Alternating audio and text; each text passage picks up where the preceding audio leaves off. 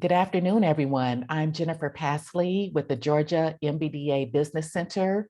We are a unit under the Enterprise Innovation Institute at Georgia Tech. Welcome to today's webinar on B2B marketing with marketing tools and technology with creative mischief.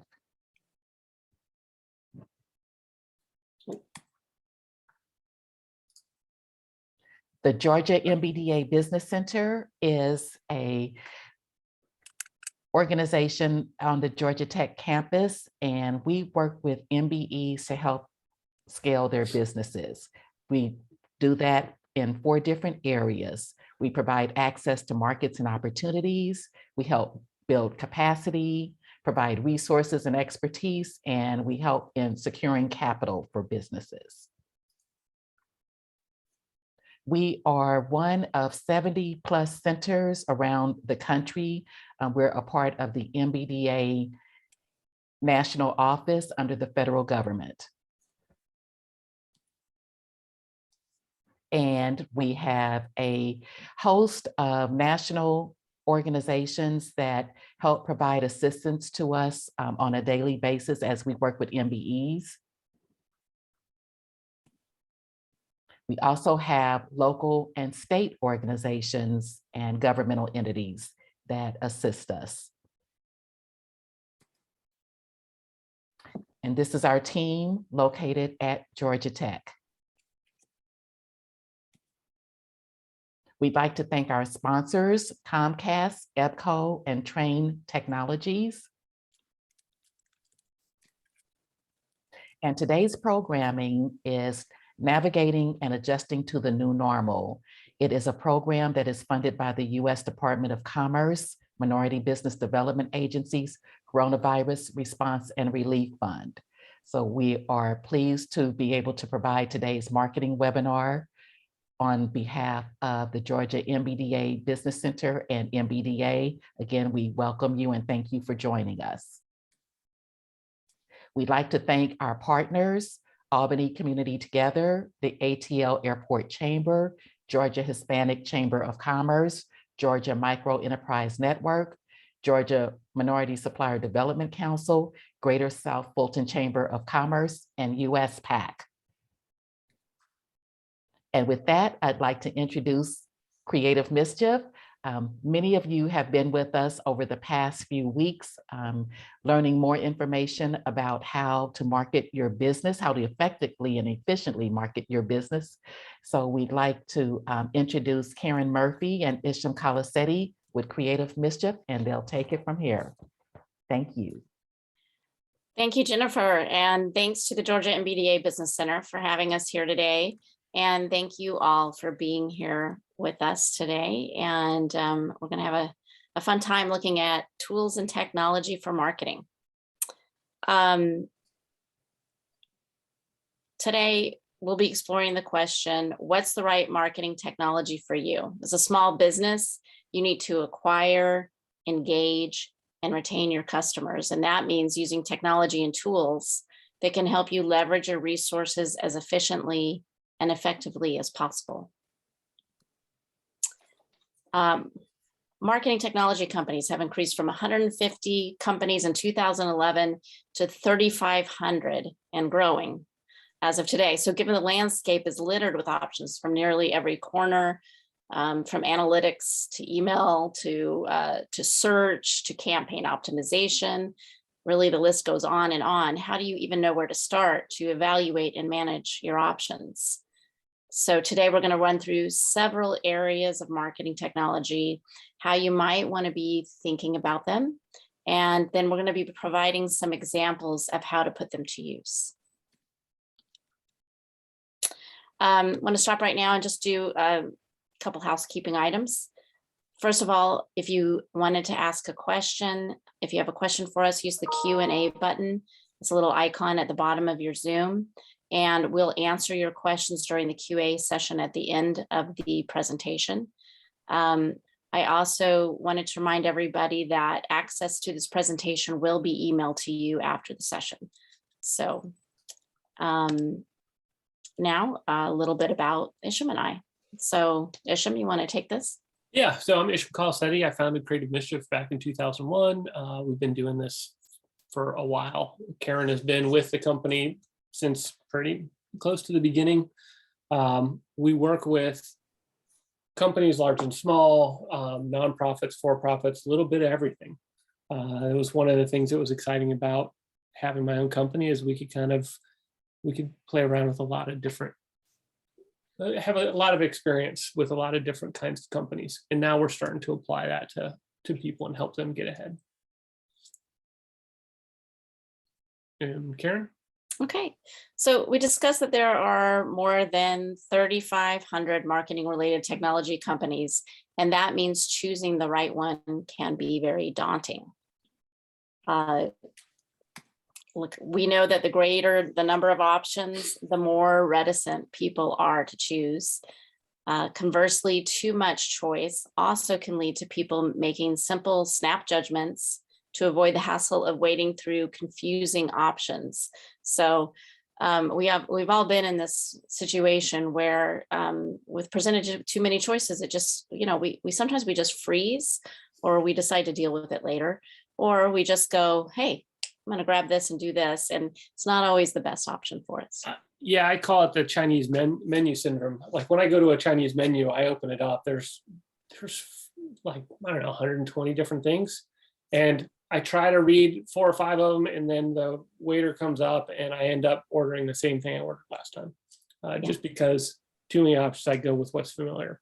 And in marketing, if you keep doing what's familiar, you're not really exploring things that might actually get you a better result.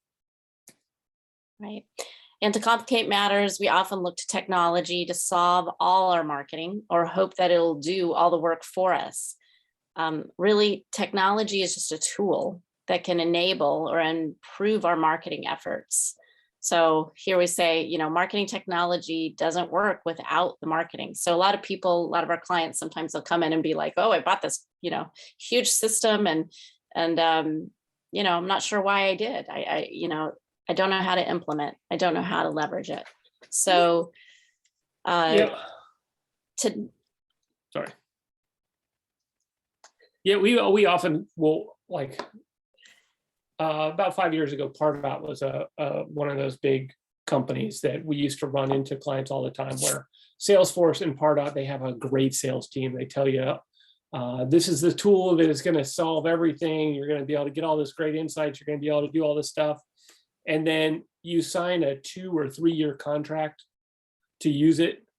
And then you find out that over the course of 3 months while they're onboarding you, they're like, well, let's see all your marketing. And a lot of our clients didn't have any marketing. So all of a sudden they're scrambling and be like, oh, you mean I have to actually create emails? I have to create landing pages. I have to create ads in order for this to work? I thought the tool was going to do everything. No, the tool is just a tool. So yeah, exactly. So really, in order to choose the right marketing technology, you must first start by knowing what you are marketing. And this slide is here just as a kind of a refresher to remind us all of some of the things that you have to have in order to have your marketing in place. So defining your marketing, knowing your brand, knowing your goals, knowing your audience, defining that strategy. What is your marketing strategy? How are you going to go out and choosing those channels? And of course, choosing those channels has a lot and ladders back to knowing your audience. And if you have these things in place, it makes choosing your technology a lot easier. And for those of you not clear on what a channel is, like social media, like Twitter would be a channel, right? Email would be a channel. The local newspaper, advertising in the local newspaper might be your channel for marketing. So we think of it as types of marketing that you're doing. Exactly. And so really, after you define your marketing, then you can consider whether you have the necessary tools to implement and achieve your goals. This is sort of where you take a step back and you do an audit and you say, look, I have this goal and I know where I need to be. I know where my audience lives. Do I have the right tools to be able to achieve that goal? And then looking at, again, sort of each way that you're going to market and figuring out whether or not the tools you have are matching up to where you want to be. And that's where we come to this slide, which is consider the options for your key marketing activities. So what we did here is we've broken this down into 4 main areas that we think represent ways that most companies think about how they need to market. So this is what we're going to be kind of reviewing today. Isham's going to be going over some examples of some of the technology that are in each of these areas, and just talk through it and explain how it works and some of the tools that are out there. So the first one is collect. The second one is create. The third is distribute. And the fourth is analyze. And we batted around how to actually bucket these, because there's 2 approaches, like what we have here, and another one thinking about the life cycle of how someone is marketing. Like, you have to create awareness with someone, they have to then learn about you, and then they purchase. So that was one way to do it. But then when we started thinking about technology, if you're a small business, you might pick one technology and try to master that. If you know your audience and you know how to communicate to them, it could be that you're doing all of this with email, or you're doing all of it with social media, or you're doing all of it with phone calls. So that's why we bucketed it this way. So starting off with collect, like we think about collect, you need to have a marketing list. So that marketing list you can do in a lot of different ways. So, and it comes down to data. So collecting data, you can do that. There's a lot of tools out there now for forms where you can put questions out and to your audience and have them fill out, like ask them what challenges they're facing, ask them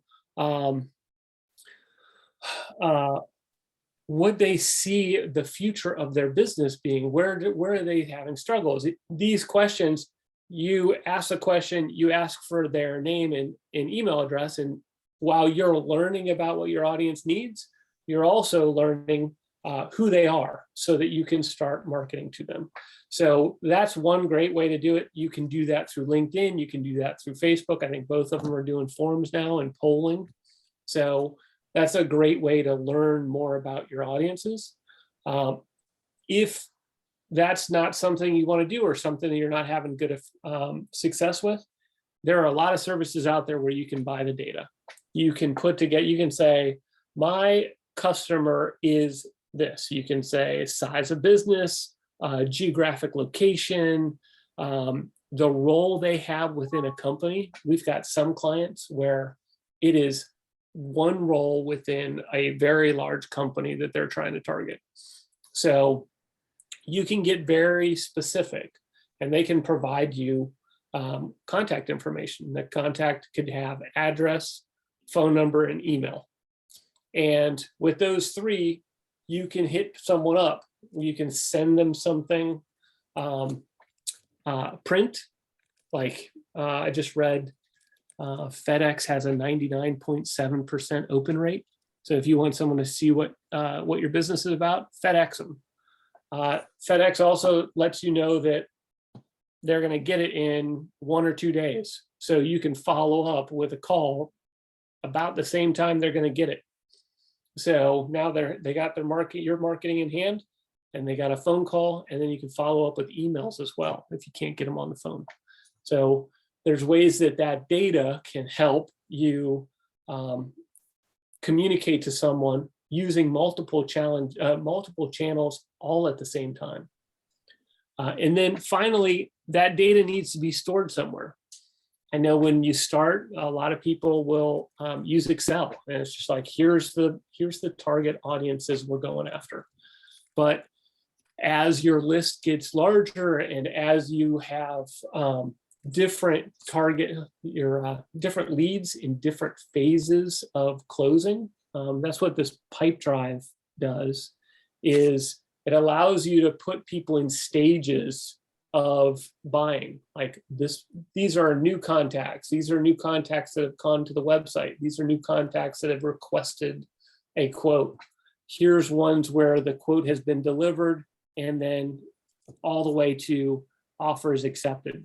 So you can start to see and measure how many people, how many contacts you need in order to get one new customer. Pipedrive does it. Active Campaign ties your data and email together.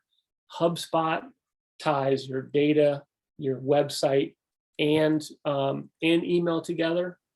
And each one, there's different fees. Like HubSpot's very expensive, but they sell themselves as an all-in-one solution. Active Campaign, if you just need email and you need and insights as to what people are doing, Active Campaign's good. If Pipedrive, if you've got an email service you like, and you've got a website you like, and you're trying to track social media, you can push all that data to Pipedrive and track it that way. So just depends on what you want to do. So then the next thing is, how do you create your marketing? When I started 25, 30 years ago as a graphic designer, Adobe Illustrator and Adobe Photoshop were the ways to create things. And still, a lot of people choose that. Very professional tools. They've changed their purchase model. When I started out, I think each piece of software was $600. So when you got Photoshop, Illustrator, After Effects, and Premiere, so that you could do video and print, you were looking at $2,000 or $3,000. And then every couple years, you had to pay another $400 or $500 to renew it. Now they've made it so that it is a software as a service. So you pay, I don't know, $60 a month, and you have access to everything that they produce, which is great. If you're trying to do high-end stuff.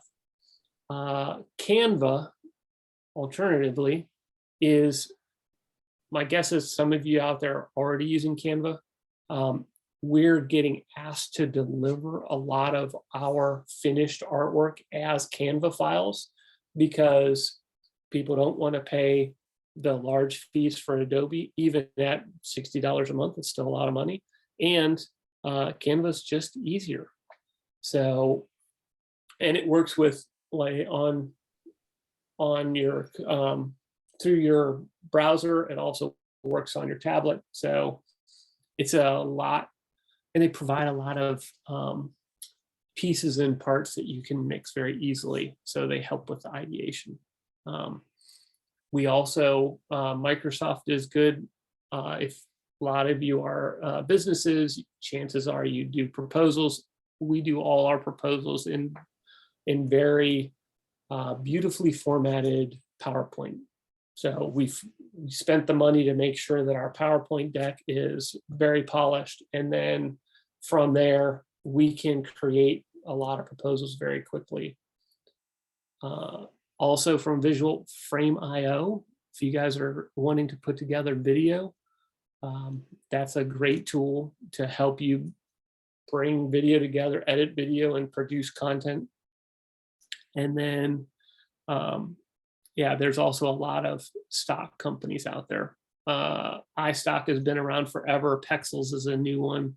All of these are great places to get ideation, like ideas, to be able to source photography at a very affordable price.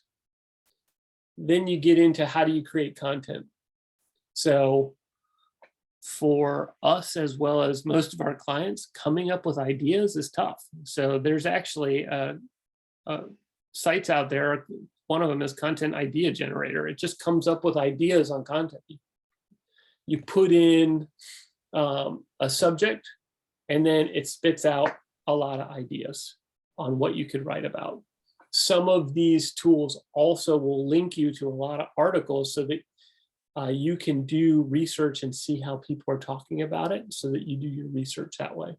BuzzSumo is another one. You can see what kind of information is trending, and who is it trending with? So not only do you get ideas on content, but you also can find out the influencers that you might be able to work with. And when I think influencers, a lot of times I think about people trying to sell makeup or clothing, but there are also a lot of professional influencers out there as well. The reach isn't as wide, but cost isn't as much either. So you can start to build that network of people to help get your message out. And then Hemingway Editor is a great tool. I find that the first or second time I write something, it's complex. It's too wordy, too complex. You can paste your content in the Hemingway Editor and it will highlight all the words and all the sentences that are too complex and help you actually streamline it and get it down to, I think you're shooting for a 7th or 8th grade reading level for marketing. Not because people have a 7th or 8th grade education, it's because you want marketing to be able to, you want people to be able to pick it up very quick. They're not going to spend a lot of time with it. So you want them to be able to scan it and get the key subjects out of it. So that 7th, 8th grade reading level allows you to do that. And Hemingway Editor helps you kind of make your content a little easier to scan, a little bit easier to read. And then if you get on the web, there's how you put together a headline makes a big difference. So CoSchedule has a headline analyzer where you can put things in, it'll make suggestions there. And then finally, if you're creating all this content, you got to get it out there too. So Loomly is a content calendar. It helps with, actually I have it on the wrong one. It should be part of Distribute. So once you've created your content, now you got to get it out there. So Loomly is a good one. It's a scheduling tool. But some of those other ways to get it out, email. Email is still the #1 way to be able to get your marketing message out into the world. So MailChimp, Sendinblue, ActiveCampaign, HubSpot, which I talked about earlier. A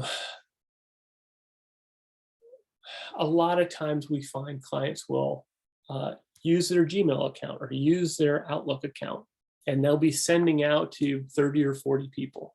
The problem you've got when you're doing something like that is, first, people get, like, every once in a while, you'll copy everybody. So then people start responding and they'll be responding to everybody, and it creates a lot of ill will within people you're trying to sell to. So a little mistake can have big negative effects. But then most importantly, all these email tools that are out there provide you insights. Who's opening, like specifically, what contacts are opening your email? What contacts are actually clicking? We talked to someone yesterday and she was saying that, I look at my email and 85% of the people aren't opening my emails. And when we talked about how many customers she was looking for, it was only a couple. I was like, well, so you got 15% of your contacts are opening it. If you have a phone number, call them. Like, being able to understand who's opening regularly, when they're opening and reading it, allows you to know who and when to call someone. So then with social media, as I was researching this, I had never heard of Social Pilot, 3,500 marketing tools out there. Social Pilot is one I'm now very excited to start learning more about, because it manages all your social media accounts and your Google My Business. So with Google My Business, you can push blog information out there. You can update your business hours of operations. You can work to get more people commenting and getting better recommendations for your business. And since Google is one of those ways that people find your business in the first place, I like that Social Pilot allows you to be able to manage all of that in one place. From an advertising standpoint, I would guess many of you are familiar with Google Ads. This is a shotgun approach to being able to get ads out in the world. Not great for business to business because it's tough to target. But there's other tools out there like AdRoll and RollWorks, where both of them are part of the same company. AdRoll allows you to do good retargeting.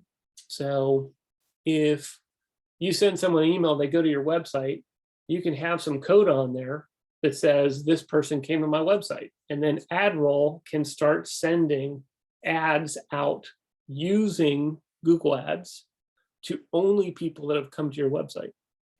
So now you're reminding them about you. I was researching a competitive marketing company, and one of the things I thought was interesting, I went to their website, I looked around, and then I went to some other websites and I started getting advertising. And with them, the advertising is, yes, we're watching you. We want you as a customer. They were very transparent about, you came and looked at us, we're now following you, we're trying to get you to come back. You can be obvious with it or not. RollWorks is another one. I'm not sure if you guys are familiar with account-based marketing, but if you think about your audience and specifically who you're targeting, you can put together lists, very, very small lists, like 50 to 100 different contacts that you're trying to reach, like a couple within a couple, like a few clients. So we're working with NCR right now. They've identified 5 or 10 different companies and 5 or 10 contacts within a company. So they have lists of 25 people, and those 25 people they're trying to sell one product to. And then they have another list that has 100 people on it that they're trying to do a second product. So account-based marketing, you identify who your audience is first, and then you put together a campaign to target them. And RollWorks helps do that kind of stuff. So, and then LinkedIn, Facebook ads, these are other ways that you can use their ad models, their ad services to retarget. So again, someone comes to your site, they get more ads. Or with LinkedIn, you can say, here's the role, here's the business, here's the geography. I want to only market to them. And you can put together very targeted ads with very small budgets. Like you can run a campaign and say, I only want to spend $30 to reach this audience. Test it, see if it works. If it does, you can scale it up. If it doesn't, you can try something else. And like little things. And then finally, for distributing content, website is usually number one. It's the most up-to-date, best place for people to find out more about your business. And if all of your marketing is driving to your website and you're doing anything, using any tool to track, then having a good website and good tracking codes on it allows you to get good insights as to who you need to market. So Wix is a good, very simple to get up and running. We use WordPress very often for most of our clients. It's been around for a long time. They've got really good tools and plugins to help it make it more robust so that you can build landing pages that have forms that collect information and it ties in with your email very easily and all these things so that when you get new form contacts, you can start marketing to them. So that's distributing your content. And then finally, analysis and analyzing. So there's a lot of tools out there as well. So as I've said before, HubSpot ActiveCampaign, they put little bits of, they put a little code on your website so that every time someone comes to your website, it's tracking specifically what pages they're looking at. You can implement, it's called lead scoring, so that you can say, if someone comes to my homepage, it's worth 1 point. If someone goes to my pricing page, it's worth 10 points. And if someone hits 12 points in total, alert my sales team to call them. So that's how lead scoring works. HubSpot ActiveCampaign. Salesforce does this as well, but it's very expensive. Google Analytics is a free tool. By default, it tells you what pages people are going to, how many people are coming, those kinds of things. But you can also customize that as well. So if you're selling a product, let's say you have 3 products, and each one of those products has a form that you could fill out. You can create conversion tracking within Google Analytics to say, if someone goes to my product page and then they submit information, they fill out the form, and they get to my form thank you page, then that's a conversion.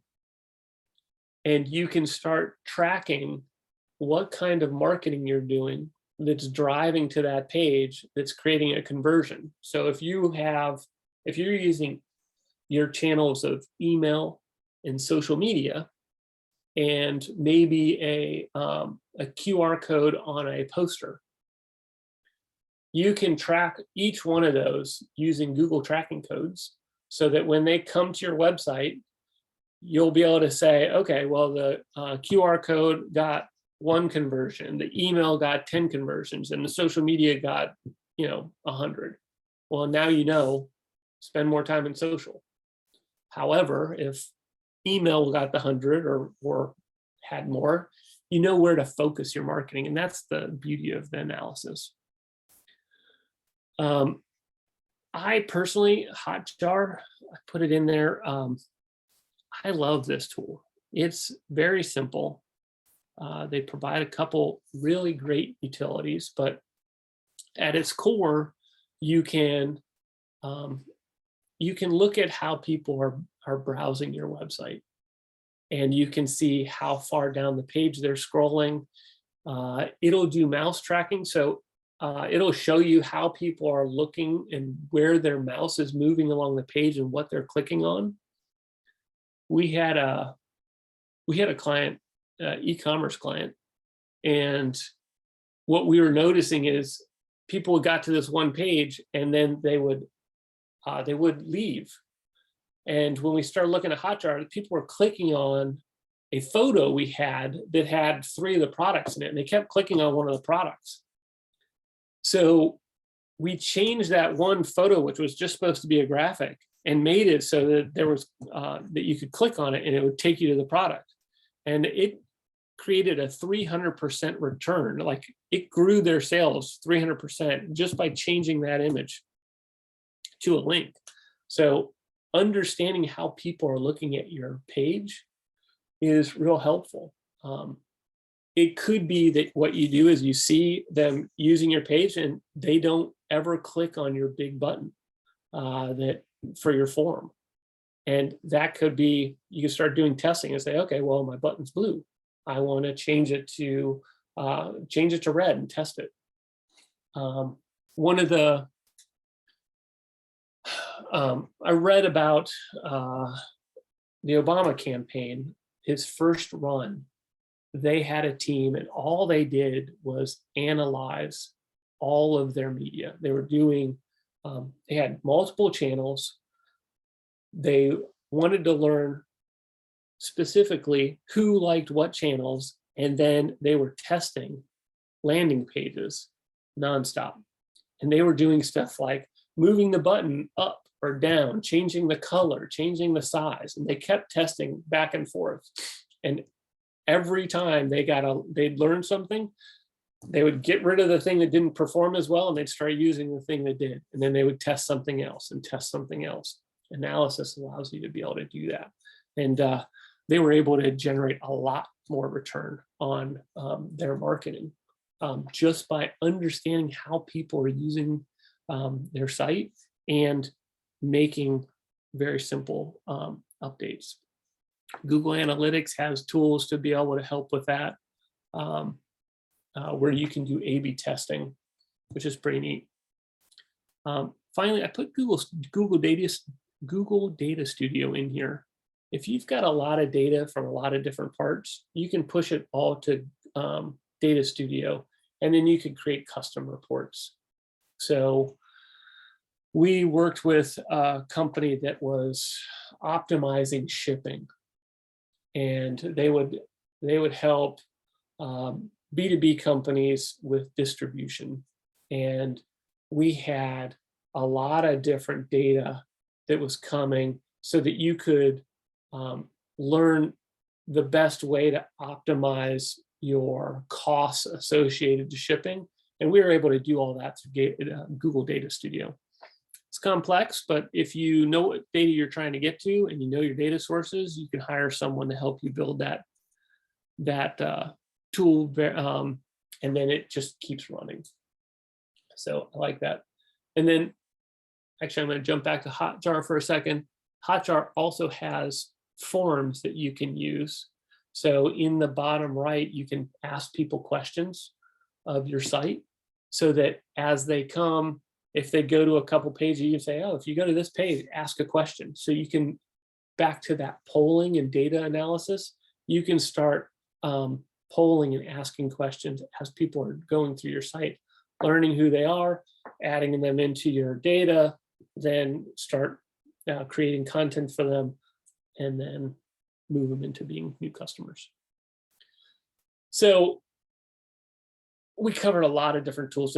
There's obviously thousands more out there. But what we want to do is show a couple ways that these came together. So let's see. New York Life. This is one that we worked with. So New York Life came to us. They at the time, New York Life Investments was 13 different boutique agencies that all had a loose affiliation with New York Life.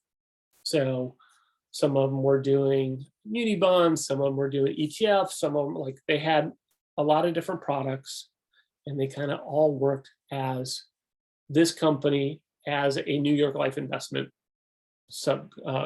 like a sub company to New York Life Investments. So what we wanted to do is figure out, we put together some goals. So we started with goals. They didn't have a marketing list. So their target audience was financial advisors. So we were tasked with developing a campaign that would create a list of financial advisors that they would be able to market to. And then we needed to identify where they were and how to connect with them across social and paid marketing. So those were the channels that we had. We were going to use social media and paid marketing to find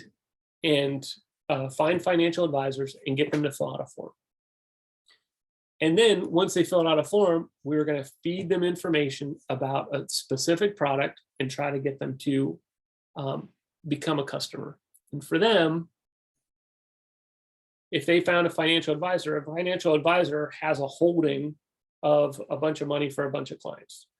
And what we were trying to do is get them to take a piece of that hold of whatever money they were managing and purchase a New York Life product.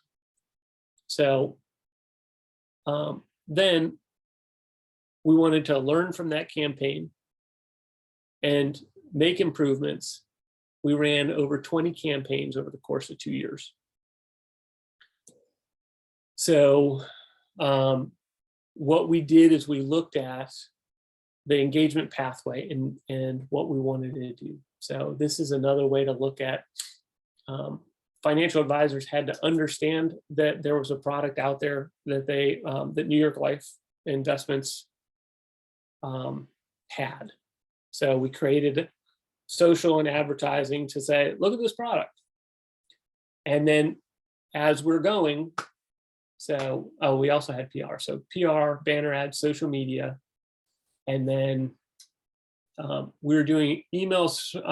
We got a paid list. We were doing email too, and then driving everybody to a landing page. On that landing page, we were tracking: are they looking at comparisons? Are they learning about the advisors? And then we just kept going through. So we had a webinar. We had them come, like, would they come back and subscribe to a webinar? And this just kind of went through until finally they became a buyer. And we tracked, so we set up our analysis to say, okay, did this financial advisor do these things? And then as we learned, not all these things were important. This was like before we started, this is how we thought about it. And then as we learned, we're like, oh, we can do more of this and less of that.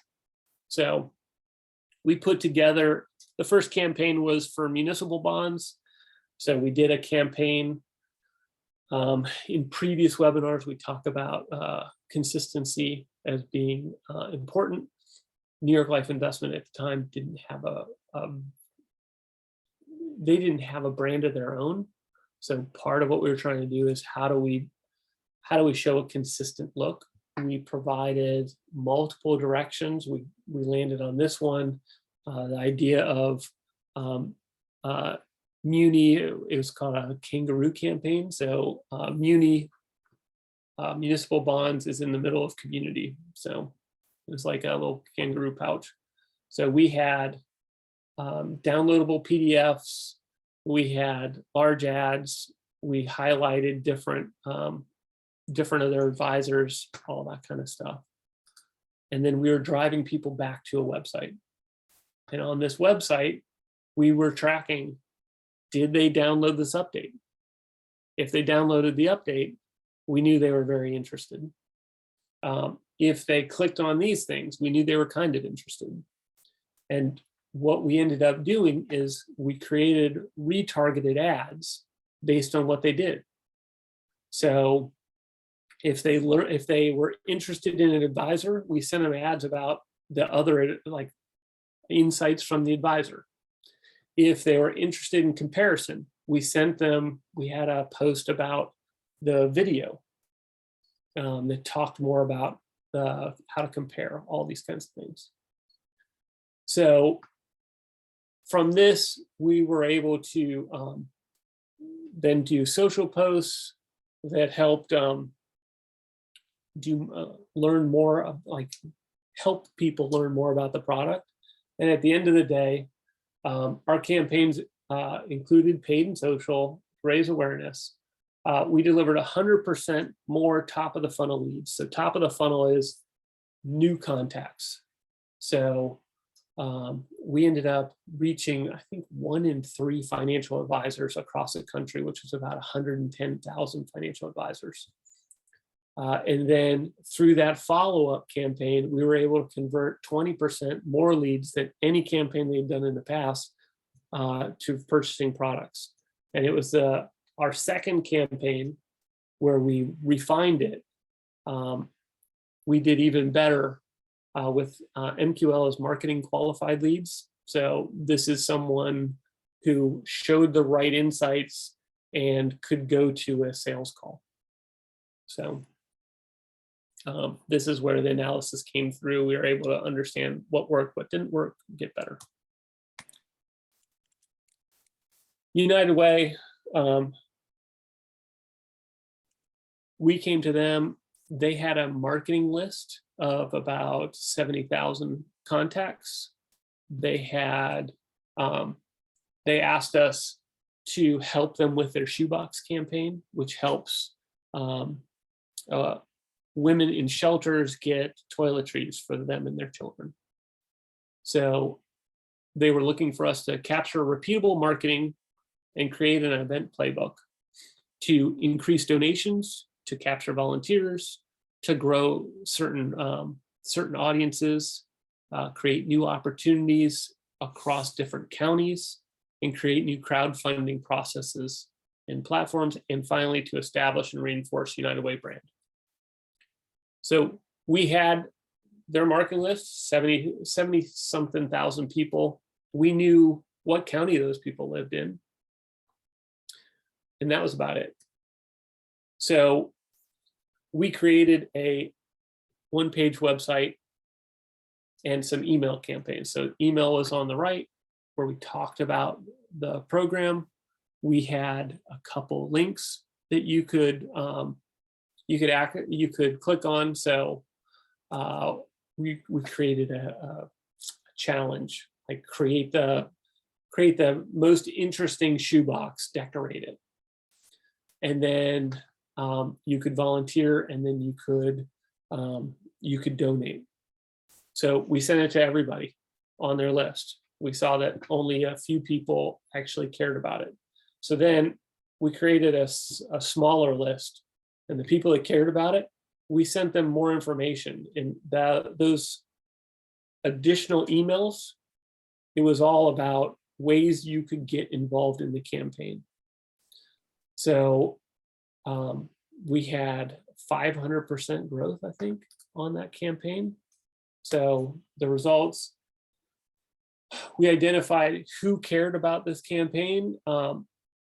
We found out what people cared about, so they engaged around like survivor stories. We found out that donors didn't actually have an affinity for United Way. So this was one of the ways to help, and it also informed future campaigns. Workplace contribute people within the workplace and outlying counties seem to lack brand loyalty and emotional connection with United Way. So we're telling them this is where you need to focus in order to build your brand. And then there's little to no leveraging of the above opportunities to nurture and grow the individual experience. So once Shoebox was over, we found out a lot of people were cared about Shoebox, but they didn't care about anything else United Way did. So they didn't do a good job handing off to the next way you could engage. So the insights, they're not always good, but it gives you a good insight as to where to focus. So in summary, define your marketing audience, what you're trying to get them to do. Consider your needs through technology, like what can help get your marketing more efficient, and then investigate the options that are out there. And these options, like we talked about a lot of them, they're changing all the time, and companies are coming and going. And as we said, 3,500 now. Next year, it's going to be over 4,000 would be my guess. It just keeps expanding. And really here, if you go back to that slide, a lot of people, are challenged with knowing how to prioritize these things. And so again, really defining your marketing, that includes your goals, and then considering your needs. But one of the ways that we found that really helps people think through it is Isham had shown the graphic of your the pathway, the engagement pathway of your audience.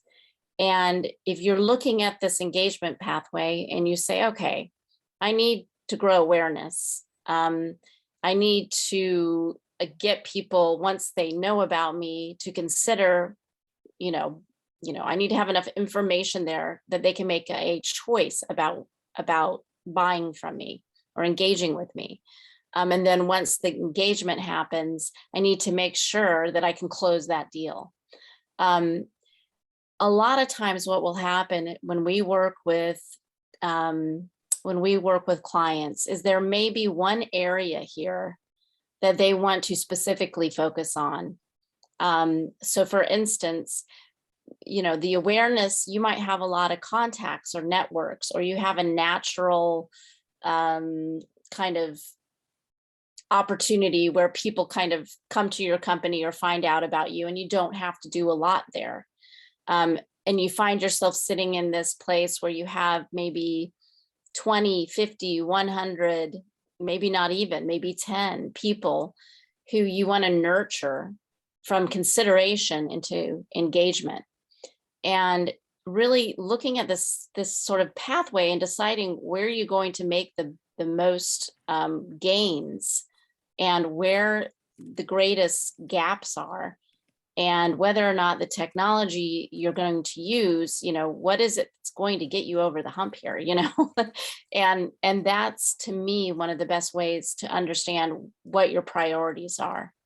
Where in this pathway are you going to make the biggest difference to your particular company? And every company is unique. And wherever that is, making sure that you have those handoffs. And if there's technology that's needed there, making sure that that technology does that job.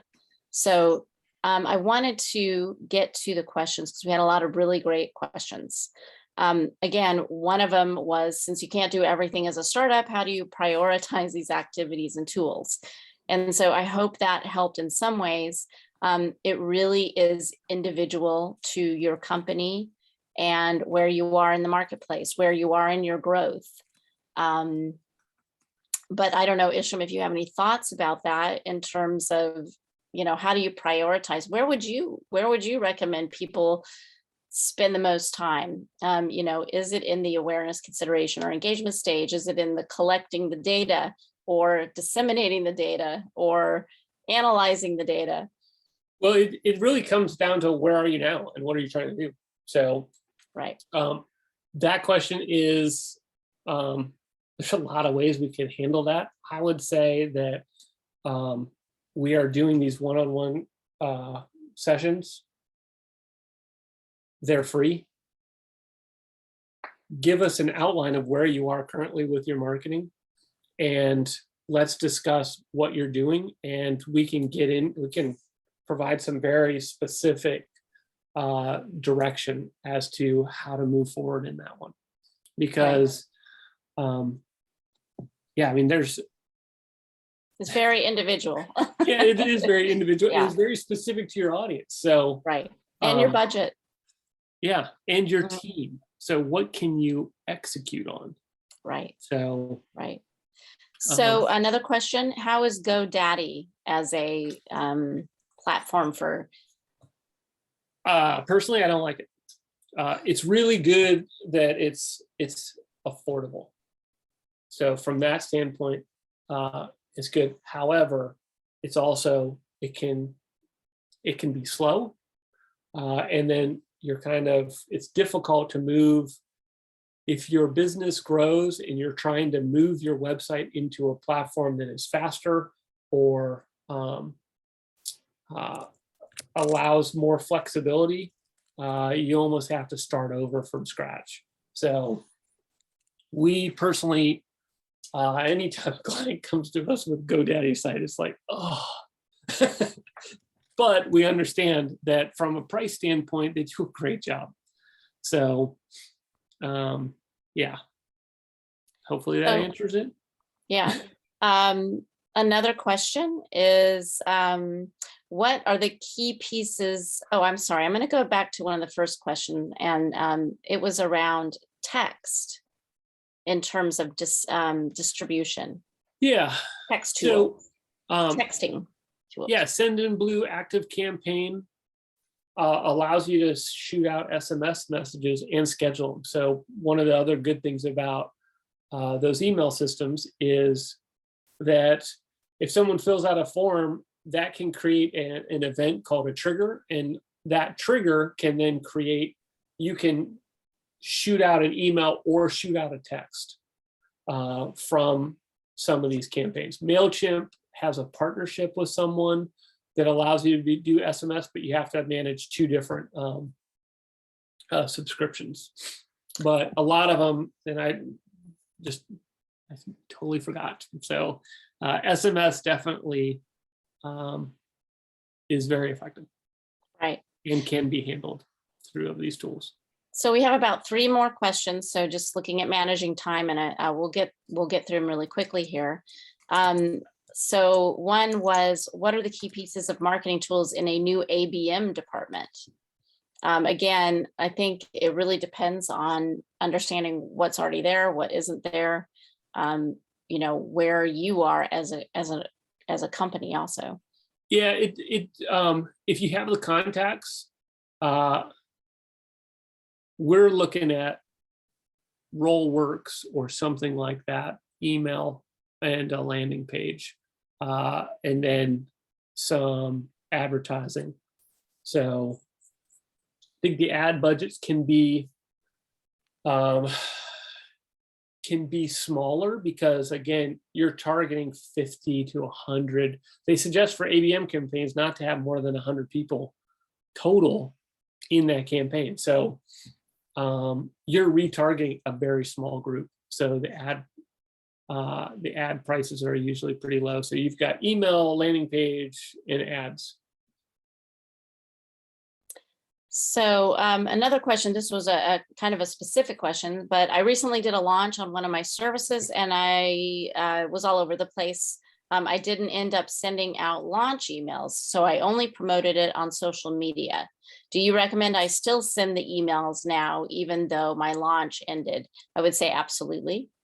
Go ahead and send it. Any kind of communication with your audience, and if there's, as long as there's something for your audience to do, and you can then measure how they're responding and who's responding, and why they're responding, that's intelligence that you can have for future marketing. But it is also a way to build a relationship with the people who are responding. So anytime you get out and market, you're creating new relationships.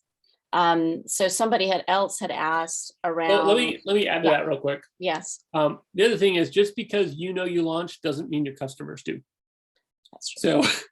So a lot of times you'll see restaurants, they'll have a soft launch and then a real launch. So having staggered launches, even in tech and product, like digital products, you'll see where they'll have a small launch and a larger launch, and they'll just keep expanding the audience that they're communicating to. So yeah, you may want to look at the actual communication, like the content within your email, but definitely if you've got it already created, yeah, send it.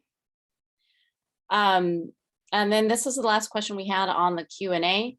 If you are a startup with limited resources, do you attempt to get your first customers with 50% effort on sales and 50% on marketing? Or should you do, let's say, 100% marketing before you attempt sales? That's a great question. With most of our clients, especially in B2B, you're creating an awareness and you're getting someone to understand your product, but at some point there is a salesperson in the mix.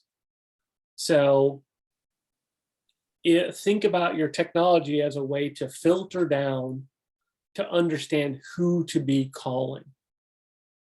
So you send out an email to 100 people, 10 of them open, follow those 10 up with a phone call, and then put them in a different list as I'm talking to them directly. Then next time you send it, you're sending it out to 90 people. If a couple of them open it, then add them to the I'm talking to these people, follow up with a phone call. So this way you can start getting very, you can get more targeted and focus on your salespeople, so that they're getting they're getting people that at least know your product or know your business and have heard about you. And I would say on top of that is to focus on those. If you are going to do those marketing efforts, do the low hanging fruit, the stuff that doesn't cost much, right? So hopefully, if you're able to email and get some interest, and then send people who have an interest, who are clicking or opening, send those over to your sales to follow up, like Isham said. Same thing with social, who's responding, do a little poll on social. put a question out there on social, and if people are interested or having any kind of engagement with you, send those over to your salespeople. But it doesn't have to necessarily be a huge marketing effort with a lot of overhead. It can just be some of the low hanging fruit, the less expensive ways to go out to your audience. So would recommend focusing on that. And then, when you send it over to your sales and you send it over to be nurtured, find out what's working. Figure out that journey and figure out what's the best way to do it. Then you can start to expand and do more of it. But Yeah, you can start small and really focus on, how many of those customers do you need? How many of those clients do you need? If you need 3, if you need 4, then how many do I need to reach? Put them into that sales funnel and put them into that marketing funnel and just work them through to your salespeople and find out what works in nurturing them through that. So one of the things I really like about sales and marketing working together is marketing starts by sending out communication, like, this is our product, this is what we know and we think you like, right? At some point it goes to sales, and sales is going to pick up the phone and they're going to be talking, and the people they're talking to are going to have questions. And if you're tracking what those questions are and how sales is able to alleviate those questions, and that gets sent back over to marketing, that becomes new blogs, new articles, new social posts, because chances are other people are having the same kind of questions. And you can start answering more of those questions through your marketing and helping it so that when people get to sales, they've some of those questions and some of those roadblocks they might have already been alleviated. And it makes it so you can close faster. We had care payment. We've had clients that have very complex sales cycles. And it was really, how do you get marketing and sales to work together to help educate your audience? Can be real powerful. So that's all we really have time for today, and we're going to give it back to Jennifer. But I just wanted to say, go back through those, those slides. We'll be sending out the presentation, but just looking into those options. A lot of them have trials periods. You can try them out, see if they work for you, and talk to the people in your network and find out what they're using. So, and again, I think Jennifer will talk a little bit more about it, but if you have any questions, let us know. We'd love to hear from you. Isham and Karen, another super great session. Thank you so much. Thank you, A lot Jennifer. of great information. Hopefully not overwhelming. We did cover a lot. So a lot of new tools that I have not heard about. So this was really, really great. One of my key takeaways, and I hope everyone will join me in this, and Christine actually brought it up, is if you're going to invest in technology, you need to make sure that you use it. You need to market your business. So those go hand in hand. And so with that being said, we'd like to thank Creative Mischief for another great marketing session. And we'll take a quick snapshot of our upcoming events. And Isham, I think you have some closing slides for Jennifer. Sorry. Let me jump to them. Oh, great. Sorry about that. Not a problem, not a problem. Thank you. Everyone, these are our upcoming events. And again, we'd like to thank you for joining us today. Have a great day. Thank you, everyone. Have a great day. Thank you, Jennifer. Thanks, everyone. Thank you. All right, take care. Sure. You too. Bye.